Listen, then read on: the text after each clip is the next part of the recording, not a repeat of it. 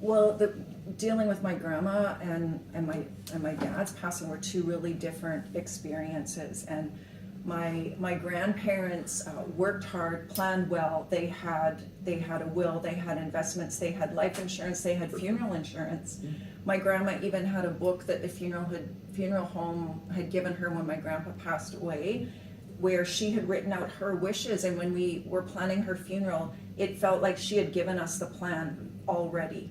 Like the things that they had in place to mitigate end of life was really well done, and I was thankful for that. And there was a high degree of trust among family members, and so even being power of attorney or helping pass over the responsibility when she died, because one of the surprises to me was that power of attorney ends upon death. Like one day I'm everything and the next day I'm nothing. Yeah.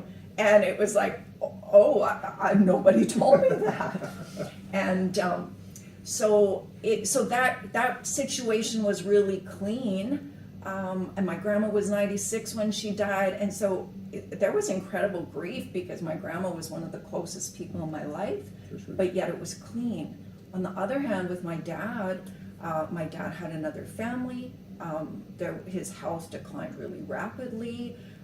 Having to be at the hospital with him and make the decision to remove life support was one of the hardest days of my life.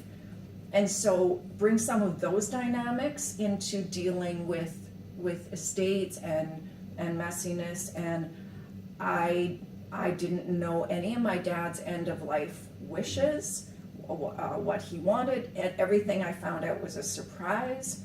I had never met his executor before. I didn't know what was in the will. I actually had to ask, am I a named beneficiary in the will? And that was like several months after my dad died. And that was a humiliating thing. Like it was like, and yet I had heard conversations from prior to that indicated sort of what my dad's wishes were that were contrary. And so much emotion in the midst of just thinking about having to do legal things, tax things.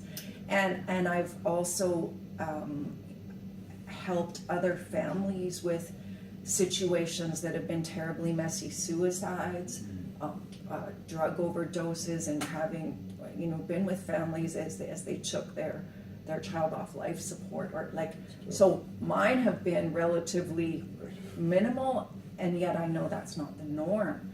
And so I think the will and the estate can just almost become the outlet for family dynamics that already exist, that have never been properly dealt with, and it can just be explosive. And so what a burden to put onto your family to not have an estate plan, to not have things, your wishes made clear. It's a big deal, and it doesn't need to be that way.